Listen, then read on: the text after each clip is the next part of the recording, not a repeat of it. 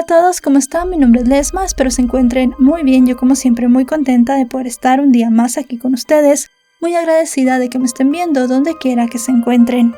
El día de hoy tenemos un caso sucedido en Perú, el de Miriam Pfeffer. Acompáñenme a ver todos los detalles.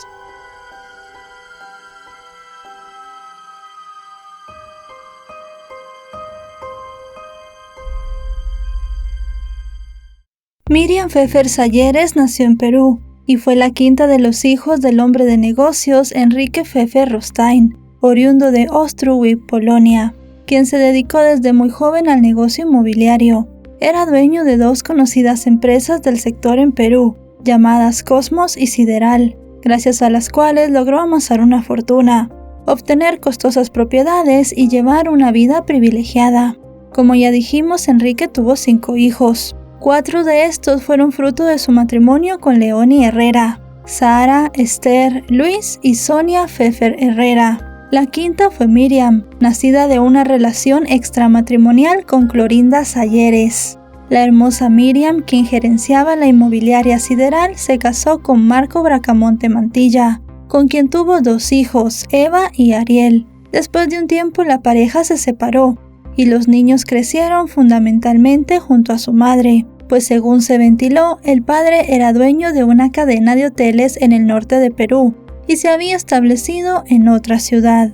La salud del padre de Miriam se vio seriamente deteriorada a causa de la diabetes hacia finales de la década de 1990, y sintiendo que se acercaba el final de su vida, pensó en poner las cosas en orden, de modo que el 20 de mayo de 1998 repartió su herencia entre sus 5 hijos. Para disgusto de los hermanos Pfeffer Herrera, Enrique distribuyó entre ellos las 2/3 partes de los bienes de su fortuna, dejando la tercera parte restante, incluyendo la compañía Sideral, a Miriam, la hija concebida fuera del matrimonio. Pero en un giro de los acontecimientos, 18 meses después de hacer su testamento, Enrique acusó a su hija Miriam, junto con su madre Clorinda, de quererle quitar la vida. La denuncia se dio el 25 de noviembre de 1999, y el empresario dijo que ese día su hija Miriam había intentado convencerlo de comerse un pedazo de pastel, diciéndole que era un pastel hecho sin azúcar y que estaría a salvo de los niveles de glucosa en su sangre. Pero según dijo el hombre, esto solo era parte de un horrible plan.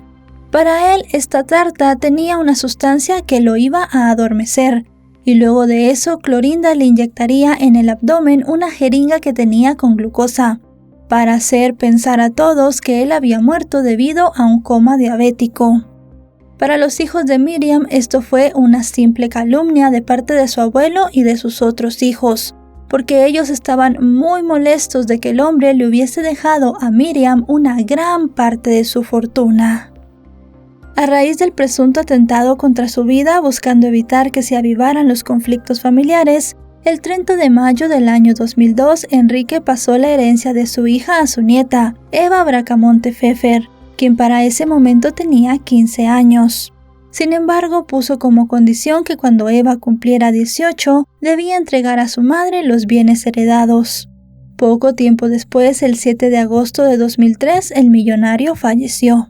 Transcurrieron varios años de aparente paz familiar, pero las cosas cambiaron drásticamente en agosto de 2006, cuando el distrito de San Isidro de Lima, Perú, fue el escenario de un violento crimen, en el que perdió la vida una reconocida empresaria local. La víctima no era otra que Miriam Pfeffer, cuya trágica muerte, ocurrida la madrugada del domingo 15 de agosto de 2006, fue seguida por una interminable sucesión de eventos que dejaron perplejos a quienes conocieron su historia. Todo sobre la vida de la víctima y su entorno fue puesto bajo la lupa, con lo que salieron a relucir informaciones que no eran públicas sobre su vida, así como su origen, que no estuvo exento de polémica. El caso poco a poco comenzó a tomar mucha relevancia en los medios. Estuvo en los titulares más importantes de los noticieros y también de los medios escritos. Como les dije, todo el mundo quería saber quién le había quitado la vida a Miriam y exactamente por qué lo habían hecho. Mientras salían los detalles de su vida privada, se supo que la mujer tenía mucha convicción con el esoterismo Le interesaban mucho estas cosas, e incluso tenía un chamán personal llamado Marco Antonio Talledo. Este chamán le dijo a los medios de comunicación que semanas antes de su asesinato, Miriam ya presentía que alguien le quería quitar la vida, por lo cual tenía un altar de protección en su casa. Durante las primeras investigaciones y también en los primeros reportes de prensa, también se habló de que la empresaria tenía varios vínculos con cárteles de la droga en el país. Según un reporte de RPP Noticias basado en información difundida en el programa de televisión peruana Punto Final, Miriam tenía una amistad con la jueza Ana Luzmila Espinosa Sánchez, con quien compartía sus creencias en temas ocultos. A la vez, ambas mujeres conocían al narcotraficante Zev Chen, cabeza de la banda La Estrella de Israel. Según esa versión, ambas mujeres habrían participado juntas en un intento por ayudar a Zev en un proceso judicial. Por ese favor, Miriam habría recibido un pago de $150,000. Sin embargo, la jueza Ana fue denunciada por el exsecretario de Actas del Poder Judicial, a quien habría intentado persuadir para modificar el fallo a favor de su amigo. En consecuencia, la sentencia fue anulada, y el imputado enfrentó un nuevo juicio por el que fue a prisión.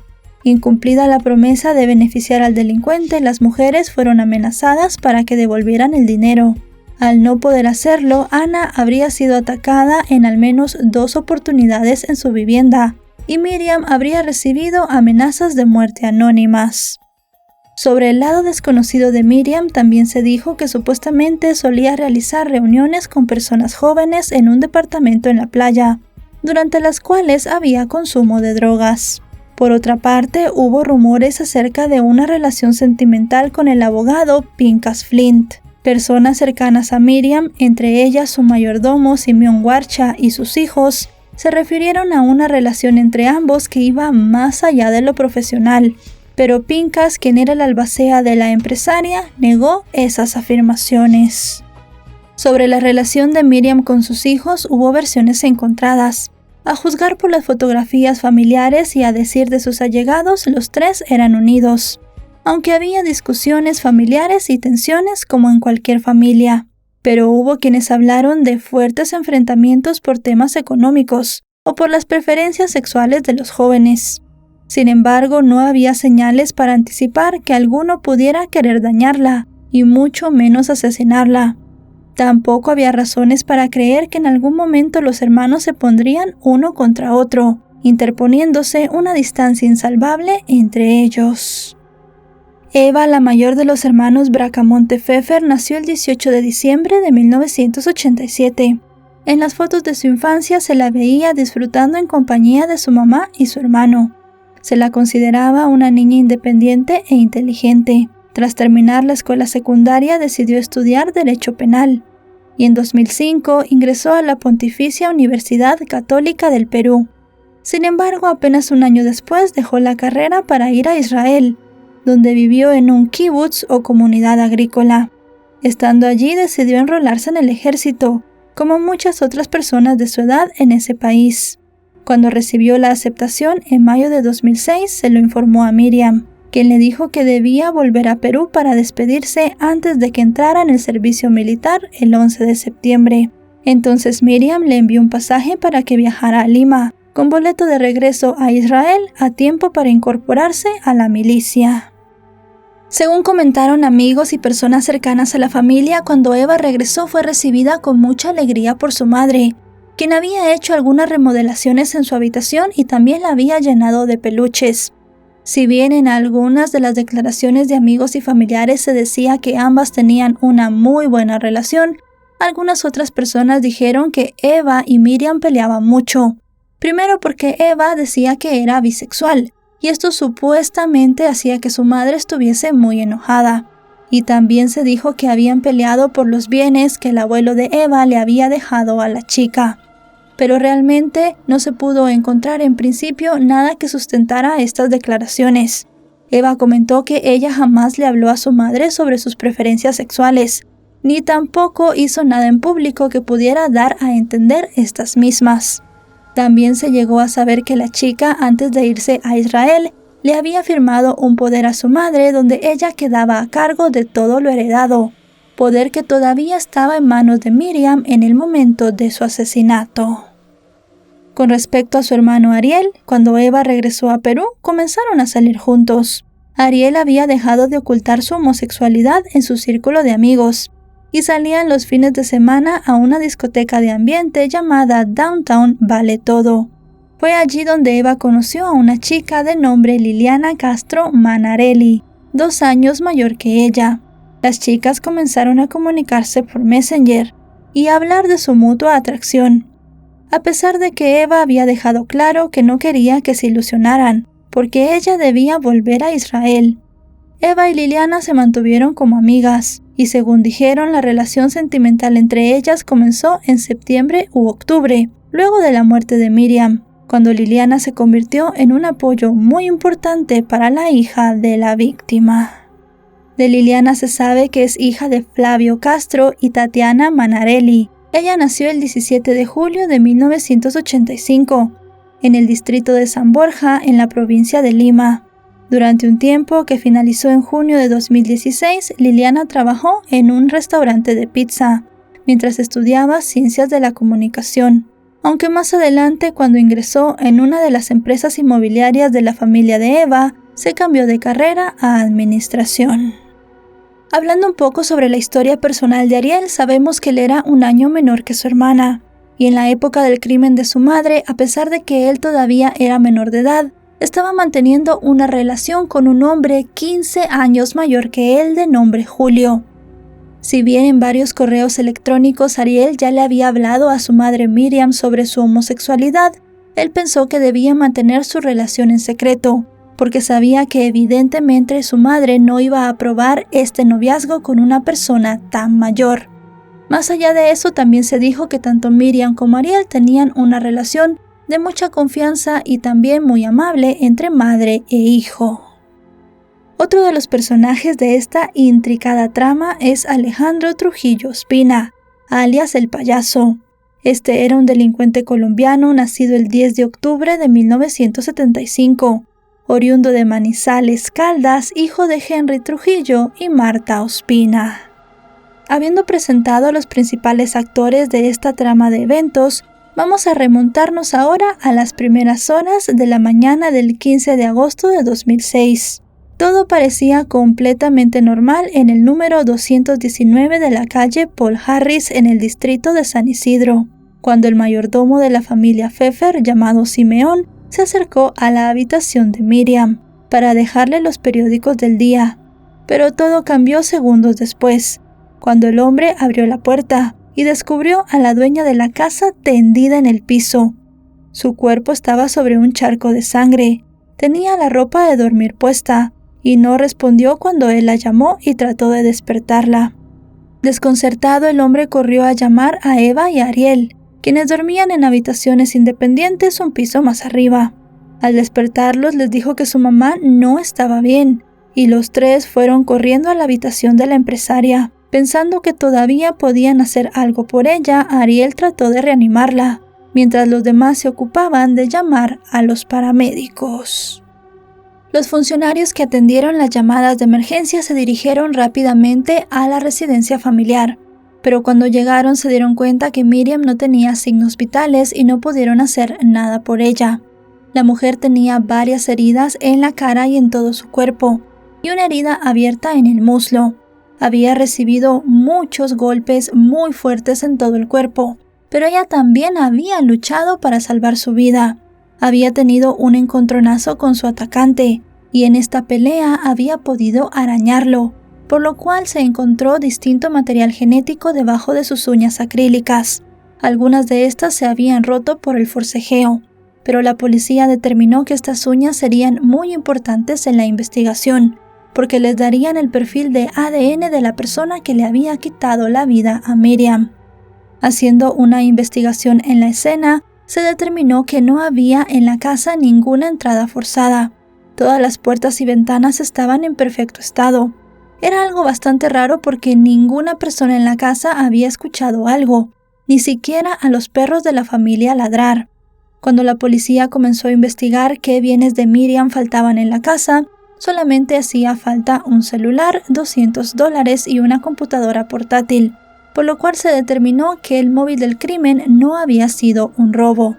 Ahora bien, tenía que haber una persona que pudiese entrar a la casa sin forzar ninguna entrada y sin despertar sospechas tampoco en los vecinos, alguien que tuviera un acceso rápido al lugar y que supiera exactamente dónde estaba durmiendo la empresaria. Las sospechas iniciales recayeron sobre las personas que se encontraban en la casa cuando ocurrió el suceso.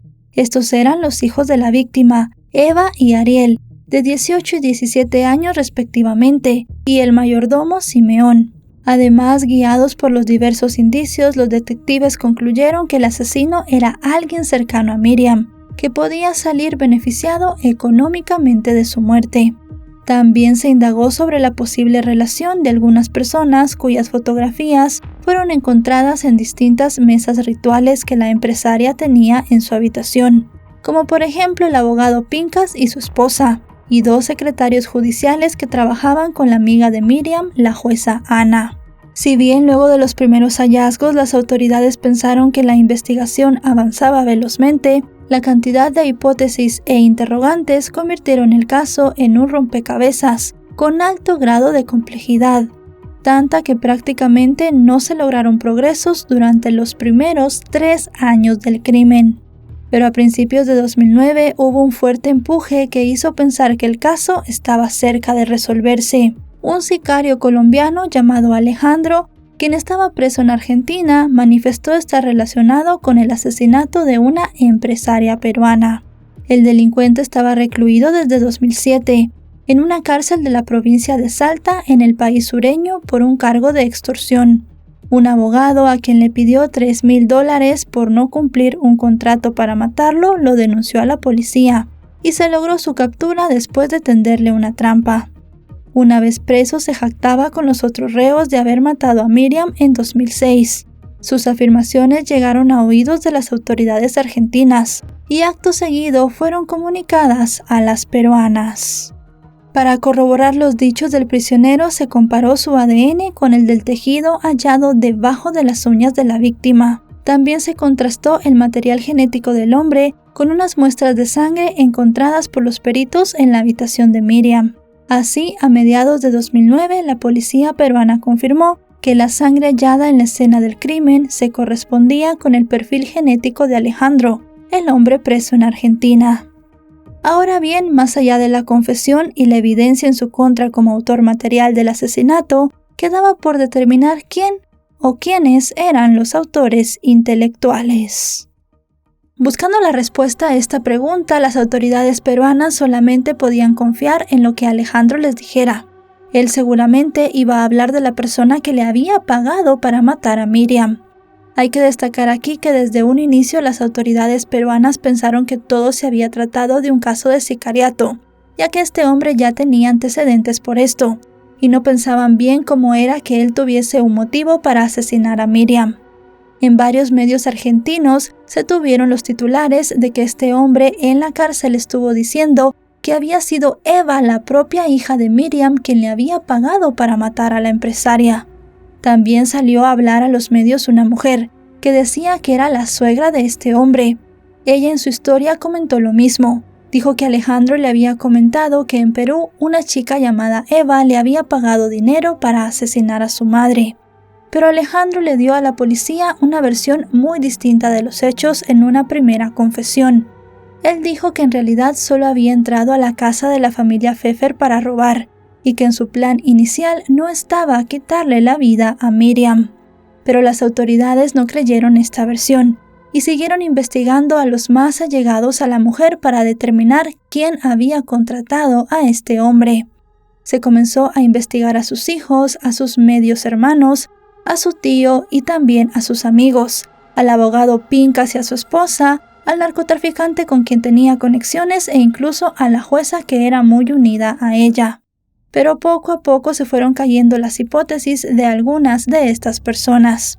Si bien se investigó a los medio hermanos de Miriam, se determinó que todos estos tenían una coartada. Se sabe que ellos estaban peleando por la herencia de su padre, pero ninguno tenía alguna conexión con Alejandro. También se investigó mucho al tío de la mujer porque, según su hijo Ariel, este hombre siempre había tratado mal a su madre. También se investigó al narcotraficante, pero no se pudo determinar algún vínculo entre él y el hombre colombiano. Cuando se le preguntó a Zeb sobre las acusaciones, él se defendió y apuntó hacia otro narcotraficante. Se trataba de un israelí residente en España, que coincidentemente estuvo viviendo en Perú durante un tiempo antes del asesinato y asistía a la misma sinagoga que la víctima. También dijo que ese hombre tenía vinculación con el secretario de actas que denunció a la jueza amiga de Miriam, pero este camino investigativo relacionado con el narcotráfico tampoco condujo a nada concluyente. Otra de las rutas seguida por la policía fue un posible crimen pasional, que implicaría a Pincas, el albacea y amigo de Miriam. Aunque él negó una relación sentimental con la empresaria, la aparición de su foto en la casa de la víctima, aparentemente como elemento de un ritual de amarre que se practica para enamorar a una persona, llevó a la fiscalía a señalarlo como sospechoso. Pincas aseguró que él no había visto a Miriam al menos durante 8 meses antes de su muerte. Solo llegó a acercarse unos minutos a la casa de ella al enterarse del crimen para apoyar a sus hijos. Los abogados de Pincas hablaron de denunciar al defensor de Eva, la hija mayor de la víctima, por haber afirmado que recibió llamadas anónimas que vinculaban a la esposa de Pincas con el crimen. El representante de Eva aseguró que cuando se refirió a dichas llamadas, lo hizo afirmando que se trataba de chismes sin sustento, pero sus opiniones habían sido sacadas de contexto al ser difundidas. De hecho, aclaró que en su opinión la implicación de Pincas en el caso carecía de fundamento. Aseguró que tanto en su caso como en el de Eva y su novia Liliana, sus defendidas, el fiscal Fidel Castro se apoyaba en la subjetividad y demostraba que el Ministerio Público no le había exigido a la policía una investigación minuciosa, que fuera capaz de descartar a quienes no tenían nada que ver con el asesinato, y que a la vez permitiera involucrar únicamente al verdadero sospechoso. Cuando él decía el verdadero sospechoso, se refería a Alejandro, el sicario. La fiscalía se había reservado en la denuncia penal el derecho de acusar a Pincas, en caso de que surgieran nuevos elementos probatorios, lo que llevó a la defensa del reconocido abogado a introducir una demanda de habeas corpus. Se alegó la falta de pruebas y se calificaron como calumnias los señalamientos que ponían en tela de juicio su honorabilidad, hasta que el Tribunal Constitucional aclaró, varios años después, la situación jurídica del exalbacea de Miriam, excluyéndolo de la denuncia de la Fiscalía. Este vivió en un estado de permanente sospecha. La hipótesis que colocaba a Eva y a Liliana como autoras intelectuales del crimen tomaba cada vez más fuerza. Antes de que se formalizara la acusación contra las jóvenes, ambas ofrecieron declaraciones a los medios, en las que negaban cualquier relación con la muerte de Miriam. Liliana en particular manifestó que aunque se sentía perseguida, confiaba en que todo estaba por acabar. Durante las averiguaciones y mientras la fiscalía armaba un caso en contra de Eva y Liliana, también se comenzó a hablar de que el padre de Liliana estaba involucrado en el asesinato. Flavio había sido una persona que nunca había tenido mucho dinero. Realmente la familia de Liliana no había tenido una posición económica demasiado buena. Si bien nunca habían tenido necesidades, nunca habían podido gastar mucho. Unas semanas después del asesinato de Miriam, los gastos del padre de Liliana comenzaron a subir mucho. Él comenzó a comprar distintas cosas y se podía reflejar que estaba gastando más de lo que hacía con anterioridad. Liliana dijo que ella tenía meses sin saber de su padre, que no tenían una relación muy cercana, y sobre estos gastos ella solo pudo decir que estaba contenta de que seguramente le estuviera yendo muy bien a su familia. La policía siguió investigando, y se dieron cuenta que en la época del crimen el sicario Alejandro vivía muy cerca de un taller de mecánica que la familia de Liliana tenía. Incluso él había tenido una relación con una mujer del área, a la cual le había enviado unos meses después del asesinato una remesa con dinero. Esta versión fue muy apoyada por Ariel, el otro hijo de Miriam, quien determinó que seguramente Flavio, el padre de Liliana, había contratado a Alejandro, porque tenían una cercanía en cuanto a sus viviendas en la época en la que se ordenó el crimen, y pensaba que ella y su hermana también tenían de alguna manera un motivo para poder asesinar a Miriam. Cuando consultaron a la familia de Liliana al respecto, ellos negaron todos los señalamientos en su contra y rechazaron conocer a Alejandro. Nunca lo he conocido, no, con ningún Trujillo Espina. A pesar del tiempo transcurrido desde aquel día de 2006 en el que Miriam perdió la vida, con el avance en las investigaciones hubo un gran revuelo mediático, y los hermanos Bracamonte Pfeffer se colaron en el centro del escrutinio mediático. Ariel era el principal abanderado de la causa contra su hermana Eva y contra Liliana. En sus frecuentes declaraciones a los representantes de la prensa, dejó claro que para él ambas debían ser condenadas por la muerte de su madre. Otra persona que también habló en los medios de comunicación fue Marco, el padre de los chicos. Este defendió a su hija Eva de todas las acusaciones y dijo que la única persona que se podía beneficiar de la muerte de Miriam era la novia de Eva, Liliana, que seguramente su hija había sido manipulada, y también dijo que estaba muy molesto con su hijo Ariel, por ser el abanderado en contra de su propia hermana. Comentó que él sabía que ninguno de sus hijos era capaz de asesinar a Miriam. Los chicos tuvieron muchos encontronazos en distintos medios de comunicación, y varios de estos quedaron plasmados en las noticias. Como por ejemplo en una emisión del programa Prensa Libre de agosto de 2009. En este Eva rechazó haber contratado a un sicario, y se mostró desesperada al pensar que se la creyera capaz de hacerlo. También defendió a Liliana, a quien entre otras cosas se la señalaba porque justo después del asesinato se comenzó a encargar de las cosas del negocio inmobiliario. La propia Liliana rechazó también todo interés por la fortuna de la familia Pfeffer. Para ese momento, Eva y Liliana ya no tenían una relación. Todas las mentiras que se crean después son parte de una novela mediática. Novela mediática que en verdad para mí empezó no solo con el hecho, sino con las declaraciones de mi hermano. Tras despedir a las entrevistadas, salió al aire Ariel, quien acusó a su hermana de llorar, no por su madre, sino por el temor que le producía ir a prisión. Aprovechó para reiterar que había demasiadas pruebas, y para criticar que se le diera cabida en los medios a personas que solo decían mentiras. Y mi hermana tal vez no está llorando por el asesinato de su madre, está llorando por la desesperación de que tal vez el juez va a ordenar su detención. Creo que acá están tratando de vendernos un producto que ni siquiera ellas se lo pueden creer. Un hito importante del caso tuvo lugar 2 meses después de la identificación de Alejandro como autor material del asesinato. El 9 de septiembre de 2009, Eva y Liliana se entregaron a la justicia. Alonso Payano, titular del Juzgado Penal número 17 de Lima, había ordenado su captura en atención a la solicitud de la Fiscalía, que consideró que había suficientes evidencias para imputar a ambas como autoras intelectuales del asesinato de la empresaria. Las jóvenes quedaron recluidas en el penal Santa Mónica de Chorrillos. Para ese momento las chicas tenían meses de haber terminado su relación. Según documentos oficiales, la ruptura había ocurrido en 2008, aunque no se precisó en qué mes.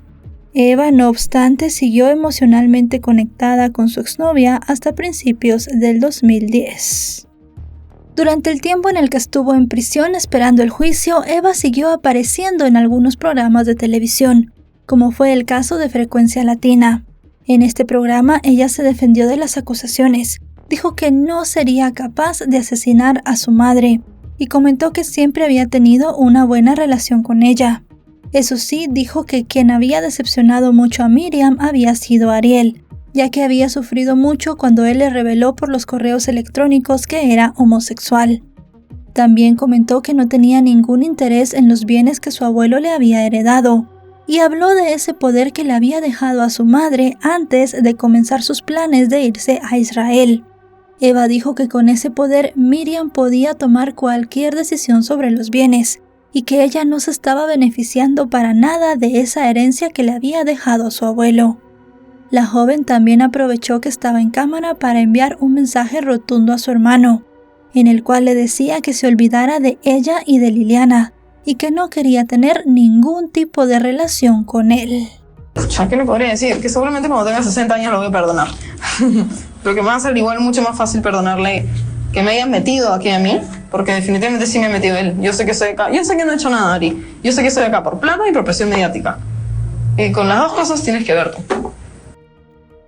También en el momento en el que se ordenó la detención de Eva y Liliana, el Poder Judicial pidió la extradición de Alejandro, quien para ese momento permanecía preso en Argentina. Pero los tiempos jugaban en su contra, pues el hombre podía quedar en libertad antes de que culminara el año, al cumplirse la mitad de su condena en aquel país. De ser así, sería expulsado inmediatamente de Argentina y enviado de vuelta a Colombia. Ariel decidió actuar para evitar que el sicario saliera en libertad y pudiera evadir el proceso de extradición, de modo que viajó a Argentina, donde se reunió con el embajador peruano y con autoridades del país para pedir su colaboración. Entrevistado en Buenos Aires, el joven se explayó en las razones que lo hacían pensar que su hermana había encargado el asesinato de su madre. Refirió que el crimen ocurrió 3 días antes de la fecha en la que su hermana tenía que traspasarle a su madre $2 millones como parte de la herencia de su abuelo. También mencionó que 8 meses después del deceso de la empresaria, Eva lo había sacado de la casa en la que ambos vivían y le había cedido a Liliana la mitad de las acciones de la inmobiliaria familiar. Era por esto que la justicia creía la hipótesis del móvil económico. Finalmente, el 27 de abril de 2010, Alejandro fue entregado a las autoridades peruanas, luego de lo cual fue recluido en el penal Miguel Castro Castro. El 22 de febrero de 2011 se realizó la reconstrucción de los hechos. La diligencia judicial estuvo a cargo de la jueza Carmen Choquehuanca, del Juzgado Penal número 50 de Lima, la fiscal Nelly Milones y los abogados de las partes involucradas. El acto judicial comenzó después de las 10 de la noche y se extendió por alrededor de 4 horas. Las imágenes difundidas por algunos medios de comunicación mostraban la habitación oscura de la empresaria, mientras Alejandro narraba cómo ocurrió el asesinato.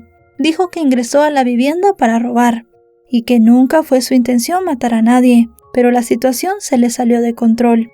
Explicó que para entrar a la propiedad trepó por una reja continua, luego saltó una pared y entró por la ventana del baño de la habitación.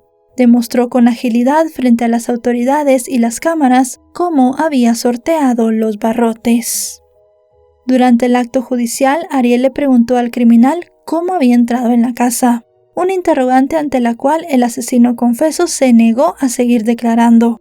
Aparentemente contrariado por la situación, al culminar la reconstrucción de los hechos, Ariel se desmayó en el exterior de la vivienda.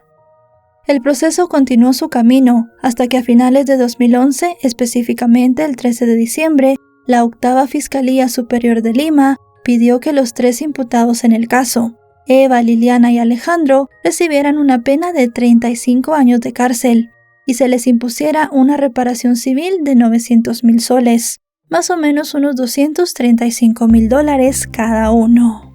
El juicio oral comenzó en mayo de 2012. La defensa del presunto sicario pidió acogerse a la conclusión anticipada para su cliente, pero la sala lo rechazó, porque el acusado no aceptó el cargo de homicidio por lucro, por el que fue imputado por la fiscalía. Alejandro dijo que las imputaciones no eran ciertas y que él no andaba matando gente por lucro. Eva y Liliana rechazaron también la conclusión anticipada, pues se negaron a aceptar los cargos de los que se les acusó, los cuales eran parricidio y homicidio por lucro respectivamente. El proceso siguió su curso y el 8 de marzo de 2012 el abogado defensor de las chicas pidió que unas pruebas de audio que había supuestamente en contra de ellas fueran descartadas. Estas pruebas de audio eran unas escuchas de conversaciones, las cuales habían sido tomadas por la acusación con la autorización de la jueza. El abogado defensor dijo que las pruebas no habían sido bien cuidadas y que no se había podido mantener de una buena manera la cadena de protección de las mismas. La jueza dijo que ella misma había sellado las conversaciones y que esto hacía que sí fueran verídicas y que la cadena se hubiese mantenido y no fueron manipuladas. Pero el abogado dijo que varios de estos audios habían llegado a algunos medios de comunicación y que esto demostraba que las conversaciones habían podido ser manipuladas. Para ese momento la jueza ya había sido criticada, por ordenar una pericia psicológica y psiquiátrica de las acusadas para determinar su conducta sexual y su predisposición a cometer actos ilícitos. De hecho, se le denunció ante la Oficina de Control de la Magistratura, órgano que abrió un procedimiento contra la magistrada. Como veremos más adelante, estas no serían las únicas actuaciones de la jueza sometidas a escrutinio. Un total de 36 testigos fueron llamados a declarar durante los 6 meses que duró el juicio. Uno que llamó la atención porque había pasado prácticamente desapercibido hasta su aparición en el tribunal fue Julio Moscol, el hombre que mantenía una relación con Ariel, justo en el momento en el que Miriam fue asesinada, y que al igual que Liliana se mudó a la casa de la víctima poco después del suceso. Y es que al principio del proceso penal, este enigmático personaje llegó a mentir a las autoridades, diciendo que no conocía al menor de los hermanos Bracamonte. Al dar esta nueva declaración en el juicio, él dijo que había mentido porque tenía mucho miedo de las implicaciones que le podría acarrear. Si bien ellos dos estaban en una relación consensuada, para el momento en el que inició, el más pequeño de los hijos de Miriam era menor de edad y él ya tenía más de 30 años. Incluso se supo que Ariel le había pedido a su hermana Eva que pudiera mentir a las autoridades. Ella dijo en una primera instancia que este hombre era su amigo y que había sido ella quien se lo había presentado a su hermano menor. Ariel comentó en los medios de comunicación que en efecto este hombre estuvo viviendo con él en la vivienda familiar, pero que él lo había echado porque era una persona que no ayudaba para nada en los gastos y que él estaba harto de los vividores. Este personaje trajo mucha atención de los medios de comunicación, porque para el momento del juicio él había actuado en un programa de imitadores, imitando a Eros Ramazzotti. También se escuchó el testimonio de las acusadas y de Ariel, quienes hablaron de la noche del crimen y defendieron las posiciones que habían estado sosteniendo todo ese tiempo. Lo que yo sé es que yo estaba durmiendo y más o menos a las 6:30 de la mañana, creo, sube, se me va corriendo y empiezo a tocar las puertas tanto de mi hermano como mía y escucho que empieza a gritar, entonces me despierto sobresaltada porque empieza a decir, Ari, levántese que su mamá está mal. La situación se volvió bastante compleja porque llamamos a los paramédicos, le solicité a mi hermana que llamara a la ambulancia porque en ningún momento pensé que mi madre podría haber sido asesinada. Uno de los testimonios que se escuchó en el estrado a principios de agosto de 2012 fue el de Gladys Amamé Vallejos, médico legista quien explicó que diversas partes del cuerpo de Miriam presentaban lesiones. Entre estas describió heridas punzocortantes en las piernas y golpes en la cara, así como marcas en el cuello que pudieron ser producto de la presión aplicada durante el estrangulamiento. En opinión de la experta, Miriam peleó por su vida durante el ataque, que pudo haberse extendido aproximadamente 20 minutos. Los investigadores habían concluido que Miriam debió morder a Alejandro cuando éste intentó taparle la boca para evitar que gritara. También se determinó por los golpes encontrados en la parte interna de la puerta de la habitación de la víctima que ella trató de huir, pero fue golpeada sin piedad. Al escuchar la descripción de la profesional, Eva se vio claramente afectada. Para el 11 de septiembre de 2012, habiendo transcurrido 36 meses desde que Eva y Liliana se entregaron y sin que se hubiera producido una sentencia en su caso, las autoridades cambiaron su reclusión a régimen domiciliario en viviendas separadas, esto por exceso en el tiempo de reclusión. Salieron del penal en vehículos policiales separados. A Eva la trasladaron a un departamento que se alquiló para esa etapa de arresto. En el lugar la estaban esperando amigos, familiares y su querida perrita Lola, que había sido un regalo de su mamá cuando volvió de Israel. Se trató de un momento muy emotivo y lleno de demostraciones de cariño. A Liliana la esperaban en la casa de su abuela paterna. Allí la recibió su hermana gemela junto con familiares y amigos, con quienes se fundió en interminables abrazos. El 6 de octubre de ese mismo año, los acusados se pararon frente a los jueces para ofrecer su versión de los hechos. Alejandro pidió perdón a los hijos de la víctima y reiteró que entró a la casa para robar. Llegado su turno, Eva reiteró que era inocente. Unos días después, el 12 de octubre, se dio la audiencia de sentencia para los 3 implicados, pero esta no pudo llegar a su fin. ya que Eva comenzó a convulsionar y luego se desmayó en la sala, por lo cual tuvo que ser trasladada a un centro asistencial, donde se determinó que a la mujer se le había bajado la presión y la glucosa. Esto se dio en el momento en el que la secretaria judicial comenzó a leer el fallo en contra de Alejandro, cuando ella dijo que se había determinado que el hombre no había entrado en la casa para robar, sino específicamente para matar a Miriam, y que además de eso había recibido ayuda externa, fue que Eva se comenzó a sentir muy mal. Debido a esto, como les digo, la audiencia tuvo que ser parada. Consultado sobre el aplazamiento por la situación de salud de su hermana, Ariel dijo que esperaba que cuando tuviera lugar la audiencia se hiciera justicia y se condenara a los 3 imputados. También manifestó que no creía en el desmayo de Eva, pues ella había estudiado actuación. Desde su casa, un día antes de la nueva audiencia de sentencia, Liliana declaró que de la lectura iniciada el 12 de octubre se infería que habría una condena, y expresó que todavía esperaba que se hiciera justicia. Reflexionando sobre el proceso, dijo que a lo largo del juicio, todo apuntaba a su inocencia y a la de Eva, por lo que se sorprendió al escuchar las primeras conclusiones antes del desvanecimiento de su expareja. Anticipando un fallo adverso, la joven habló sobre las injusticias que se viven en el sistema judicial de su país. Yo, en verdad, lo único que le pido a la justicia es que por favor exista. O sea, no quiero ser una más de mis compañeras que están presas años siendo inocentes. No quiero ser una víctima más del poder judicial de un error. No quiero ser una más de un expediente resuelto. No es justo, no es justo. Finalmente, el 15 de octubre, la segunda sala penal para reos en cárcel condenó a Eva a 30 años de prisión efectiva por parricidio, menos el tiempo que ya había permanecido en prisión preventiva, por lo que recobraría su libertad en octubre de 2039.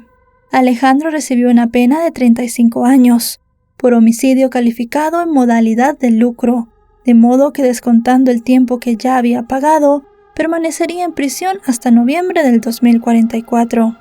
Liliana, quien como ya vimos en sus declaraciones estaba preparada para lo peor, fue absuelta y salió en libertad de forma inmediata. En el fallo se leyó que había quedado confirmado que obtuvo beneficios económicos, entre los que se mencionó la transferencia al 50% de las acciones de la empresa sideral, la adquisición de bienes que no estaban acordes con sus ingresos y su contratación como gerente de la inmobiliaria, entre otros. Pero a la vez se estableció en el escrito que no era menos cierto que estos hechos fueron posteriores al delito, por lo que no podían considerarse como elementos probatorios fehacientes de la participación de Liliana en el crimen. El tribunal comentó que se había llegado al fallo por indicios e inferencias lógicas, y dictaminó que la investigación al inicio del crimen fue bastante pobre. En el fallo se pudo leer que se había determinado que Alejandro había tenido ayuda de una persona que estaba dentro de la casa, debido a que en la reconstrucción él había señalado una ventana, por la cual supuestamente había entrado y salido. Pero cuando se hizo todo el levantamiento de la escena del crimen, en esa ventana no se encontraron rastros ni huellas del hombre, por lo cual se sabía que esto había sido una completa mentira. Para las personas del tribunal, la persona que había ayudado a Alejandro a entrar a la casa había sido Eva. También se tomaron en cuenta las cosas que él le había dicho a otros presos en la cárcel, como por ejemplo que se había jactado de haber asesinado a Miriam, y que también ya había dicho no solo a los presos sino a algunos familiares y conocidos que había sido la hija de la empresaria quien lo había contratado para quitarle la vida. A pesar de esto, el hombre en el tribunal, en sus últimas palabras, siguió diciendo que él no era un sicario y que todo había sido un robo que había salido mal. Con respecto a Eva, se la señaló de ser la persona que permitió que Alejandro ingresara, basándose en los testimonios de los empleados de la casa y de su propio hermano, según quienes las puertas externas e internas de la residencia tenían varios cerrojos y candados que solo se podrían abrir desde dentro, y que por seguridad se verificaban todos los días al finalizar la jornada. Durante una entrevista en el marco del proceso, Ariel afirmó que su hermana debió entregar las llaves al asesino. Sin embargo, al ofrecer su testimonio al respecto en el tribunal, Aclaró que el sistema de seguridad no hubiera permitido el ingreso de alguien solo con el juego de llaves. Por otro lado, los peritos afirmaron que no encontraron violencia en ninguna de las partes del inmueble ni en el dormitorio de la víctima. Además, alguien tuvo que evitar que la perrita de Miriam, quien solía dormir con ella, alertara de la presencia de un extraño. Asimismo, se hizo mención al conocimiento que Eva tenía, de la ubicación de los manojos de llaves de la casa y de la confianza que tenía en ella la perrita de su madre. En la sentencia además se hizo referencia a 2 llamadas telefónicas, realizadas desde el teléfono de Miriam al de su hija, el día y a la hora en que tuvieron lugar los hechos. No se pudo determinar si estas fueron realizadas por el atacante o por la víctima en medio del asesinato, pero sí se estableció por los registros de la empresa celular que Eva cortó la segunda llamada entrante apagando el teléfono, lo que según los acusadores demostraba que ella estaba despierta en el momento del crimen, a pesar de que la joven alegó que pudo haber apagado el equipo de forma involuntaria estando medio dormida. En el documento judicial también se habló de que la imputada tenía un móvil para cometer el delito, el económico, y se afirmó, según varias personas cercanas a la familia, que Eva y Miriam tenían una mala relación, muy contrario a lo que dijo Eva en sus declaraciones y además lo que habían dicho también otros amigos y familiares cercanos de la familia Pfeffer. Además de esto, también se habló del comentario que ya sabemos que había hecho Alejandro a su suegra, en la cual le decía que Eva lo había contratado para asesinar a Miriam. Todo esto fue lo que se sumó para poder determinar, según los jueces en ese momento, que Eva era la autora intelectual del asesinato de su madre. También, aunque Alejandro negó conocer y haber recibido un pago por parte de Eva, los miembros del tribunal colegiado consideraron que esa declaración fue un medio de defensa, para sustentar su versión de que ingresó para robar y no para matar. Tras su condena, Eva fue trasladada desde las celdas del Poder Judicial al anexo 1 del Penal de Mujeres de Chorrillos, al que ingresó pasadas las 7 de la noche del 16 de octubre de 2012. Iba cubierta con una frazada amarilla, y quienes la vieron en ese momento comentaron que la expresión de su rostro demacrado era de tristeza y desesperación. Mientras Eva vivía el primer día de una sentencia que ponía en su futuro 30 años tras las rejas, Liliana, quien disfrutaba de su primer día en libertad, dijo que no dejaría de luchar hasta demostrar la inocencia de su expareja. Ariel, por su parte, arremetió contra su padre, por haber aparecido justamente en el momento en que su hermana fue declarada culpable. Dijo que resultaba sospechoso que apareciera luego de una larga ausencia en el momento en el que había que disponer de las acciones de las empresas y manejar el negocio familiar. Llamó la atención que a finales de abril de 2013, la ex abogada de Ariel, llamada Luz Saavedra, y una amiga de esta de nombre Paola Grau Arenas, lo acusaron de sobornar a la jueza Nancy Carmen Choquehuanca, quien estuvo al frente de las averiguaciones por el asesinato de Miriam.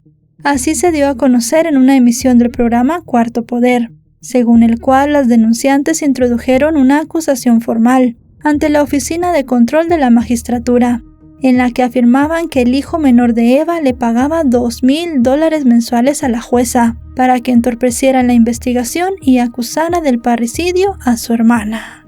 Las demandantes también aseguraron que Julio, el exnovio de Ariel, había estado en la casa de la familia Pfeffer la noche del crimen. Ante estas acusaciones ante los medios de comunicación, Ariel dijo que nada de lo que ellas decían se sustentaba. No había información ni tampoco ninguna pista que pudiera dar a entender que Julio había estado en su casa la noche del terrible crimen. Dijo que una de las amigas de Eva, de nombre Juli, que era productora audiovisual, había orquestado todo el programa para desmeritarlo a él y también darle peso a la apelación que los abogados de la chica habían presentado para poder reducir su condena. Y es que poco antes de este programa, la defensa de Eva había solicitado ante la máxima instancia judicial de Perú la anulación del fallo que la condenó a 30 años de prisión. El 5 de junio de ese año se presentó ante el máximo órgano judicial para presentar su defensa. Mes y medio después, la Corte informó que todavía no tenía un resultado definitivo y que recurriría a otro magistrado para establecer su fallo. En un reportaje realizado por el medio peruano Panorama, el padre de Eva habló sobre el caso y expresamente dijo que si bien no acusaba a su hijo del asesinato, sí lo señalaba de conspirar para que su hermana fuera declarada culpable. El día que me llaman a mí a declarar por última vez a Lurigancho al juicio oral, ese día Ariel y la abogada de Ariel más concretamente me da un cuestionario de preguntas con respuestas ya elaboradas, previamente elaboradas por ella. Yo leo hasta la tercera, me doy cuenta que lo único que pretendían así era que incrimine directamente a mi hija y a Liliana. Y yo le dije, yo no voy a contestarle esto. El 26 de junio, sin que todavía hubiese un pronunciamiento del Supremo, la representación de Eva solicitó su liberación inmediata, argumentando que la joven tenía 36 meses privada de libertad sin una sentencia consentida. En definitiva, el 25 de septiembre, Eva se presentó ante el juez dirimente, llamado Segundo Morales Parragües, y en su exposición no solo fijó su postura ante la condena que se le impuso, sino que acusó a su hermano Ariel de fabricar pruebas en su contra, a la vez que cuestionó que a él no se le investigó en profundidad tras el asesinato de su madre. 2 días después se dio a conocer la decisión del juez dirimente, quien declaró nula la sentencia condenatoria, dispuso la liberación inmediata de la joven y anunció la celebración de un nuevo juicio. La medida fue acompañada con la restricción de salida del país. Eva salió del penal de mujeres de Chorrillos para volver a su casa en San Isidro el 28 de septiembre de 2013. 7 meses después comenzó una nueva etapa del complicado proceso en su contra, con el inicio de un nuevo juicio. Durante los años transcurridos hasta ese momento, a pesar de contar con un asesino confeso, de la cantidad de hechos exhibidos y del análisis de distintas hipótesis, no se había llegado a una conclusión clara sobre lo ocurrido. Fue así como el 14 de abril de 2014, Eva estaba de nuevo en los tribunales. Estaba a punto de enfrentarse a un nuevo y accidentado proceso en su contra. En ese momento a ella se le cambiaron los cargos. Pasó de ser un parricidio a ser un homicidio con fines de lucro. Y también se llevó a la acusación no solamente a Eva, sino también a su padre y a sus abogados. Esto por el delito de falsificación de documentos. Como parte de este segundo juicio, el 14 de julio de 2014, los hermanos Bracamonte Pfeffer fueron confrontados en el tribunal. Ambos protagonizaron una discusión en la que se interrumpían y se recriminaban mutuamente. Ante los llamados de atención de una de las magistradas, especialmente a Eva, quien estaba claramente exasperada al verse frente a frente con su principal acusador. El careo era guiado por una serie de puntos en los que ambos habían chocado desde la muerte de su madre, la relación de Miriam con sus hijos y su reacción ante las inclinaciones sexuales de ambos. Las reacciones que uno y otro tuvieron al descubrir el cuerpo sin vida, la distribución de la herencia y los bienes que Ariel se llevó cuando abandonó la casa familiar de la calle Paul Harris. Eva habló de la severidad con la que su madre reaccionó al saber que Ariel era homosexual y del consuelo y las opciones que ella como hermana le ofrecía. Él respondió defendiendo a su madre. Yo recuerdo perfectamente, mucho más de una oportunidad, que mi mamá te pegaba, te perseguía por las escaleras, tú te ibas llorando a tu cuarto y yo me echaba contigo y te hacía cariñito, Ariel. Recuerdo perfectamente yo diciéndote ya, no te preocupes, eventualmente ella lo va a entender. Y si es más, recuerdo que desde Israel yo te decía, Ari, ven de Israel, acá no vas a tener problemas. Mamá va a tener que entender que tú has elegido hacer tu vida acá, que es una sociedad que va a entender mucho mejor este tema y no tienes por qué vivir así, con mi mamá pegándote y maltratándote todos los días. Que me da pena que mientas sobre mi madre. Mi madre no está viva. Y estás planteándola como un animal. Yo no estoy mintiendo y no estoy planteando como un animal a nadie. Yo amaba a mi madre mucho más que tú, que eres un mentiroso y un probable asesino. Hoy, lamentablemente hace años no lo sabía para defenderme así. Guarda usted la calma, no puede comportarse de esa manera. No, son años que mi hermano me está acusando. Déjame hablar, respeta. Sí, la misma actitud que tienes ahorita, no puedo respetar un mentiroso y probable asesino, no puedo respetarte cuando hay mensajes tuyos. No puedo respetarte, no te puedo respetar. Ahora que dudo si tú has asesinado a mi madre, no te puedo respetar. Ante los pedidos de su hermano para que se calmara, Eva le reprochó que mientras él había seguido con su vida, ella tenía 4 años presa. No me voy a calmar porque he estado en la cárcel 4 años y sigo acá porque tú me estás echando la culpa, entonces no me voy a calmar. Yo no estoy haciendo mi vida en Estados Unidos casada con la persona que amo. No puedo hacer mi vida hace 8 años y no me voy a calmar. Por último, antes de terminar el año 2015, específicamente el 29 de diciembre, la Corte Superior de Justicia de Lima declaró que Eva Bracamonte Pfeffer era inocente de los cargos de los que se le imputaba. Una absolución para mí sí significa un respiro y sí significa volver a confiar en la justicia. En el fallo absolutorio se estableció que no había indicios de motivación económica para acusarla. Se estipuló que el peritaje psicológico, según el cual Eva era una persona fría e inmadura, con una relación conflictiva con su madre, no era determinante para su inculpación. En una entrevista luego de su absolución, Eva dijo que había vuelto a confiar en la justicia, pero también mostró su frustración por no saber qué pasó con su mamá. Es que hay dos cosas separadas, ¿no? Una cosa es que se haya hecho justicia conmigo al absolverme sabiendo yo que soy inocente. Y otra cosa es la justicia que yo como hija me merezco también. Como hija y como ciudadana, ¿no? Que es saber qué pasó con mi mamá. Y eso es algo que hasta ahora nadie me ha dicho. Y claro, el tiempo pasa y yo sigo sin saber. Y nadie está averiguando tampoco qué pasó. La sentencia fue confirmada en mayo de 2007 por la Segunda Sala Penal Transitoria de la Corte Suprema, al no haber pruebas suficientes que permitan destruir el derecho constitucional a la presunción de inocencia. Eva tenía 24 años cuando fue imputada y más de 30 cuando se ordenó archivar el proceso penal en su contra, con lo que pudo rehacer su vida. En 2019, la mujer plasmó sus días en prisión en un libro titulado Más allá del muro, en el que relata de primera mano cómo es la vida cuando se está privado de libertad. En sus páginas, la autora habla del mundo que conoció durante sus casi 4 años de encierro. Un mundo que describió como brutal y aplastante, pero a la vez como cálido y lleno de esperanzas.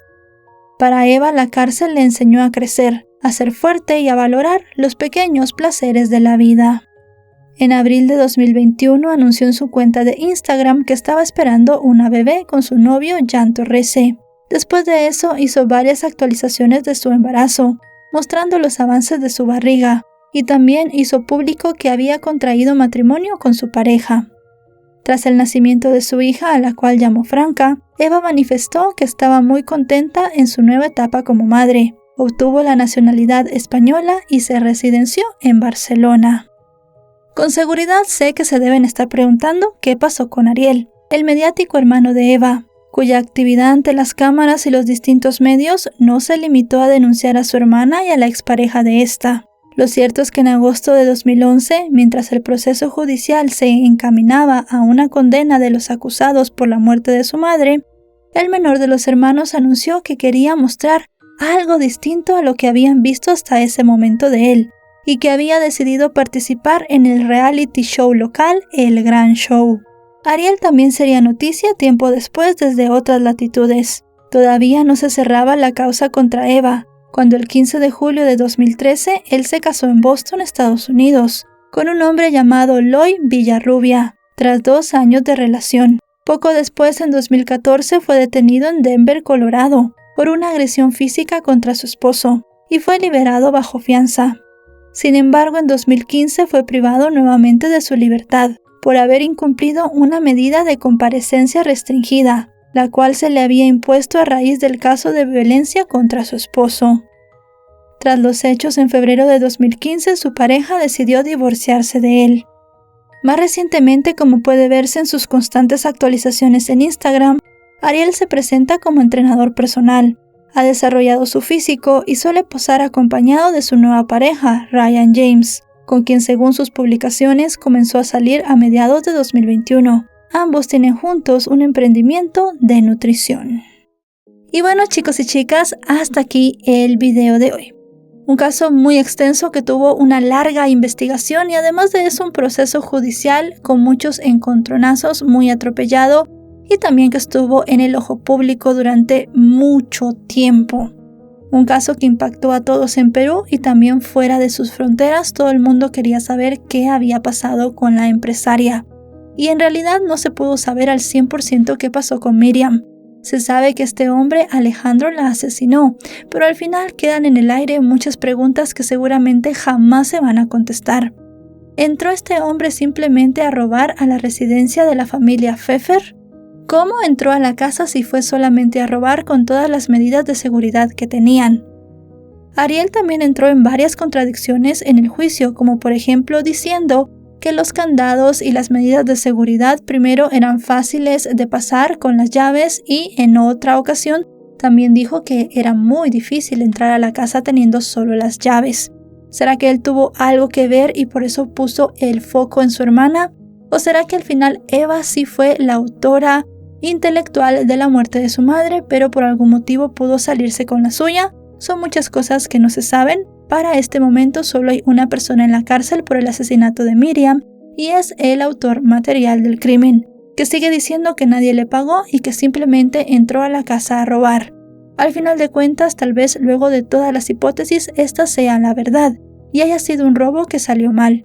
Para muchos, pues hay todavía muchas hipótesis que investigar, pero para la policía, pues el caso ya se cerró y ya está la persona encargada de asesinar a Miriam tras las rejas. Si este video les ha parecido informativo, recuerden dejarle un me gusta, recuerden suscribirse si no lo están. Actualizo 3 o 4 veces por semana y si están suscritos les llegará una notificación cada vez que yo suba un video. También me pueden seguir en mis otras redes sociales, aparezco como LesmaVR. Ahora sí, nos vemos hasta otro caso. Adiós.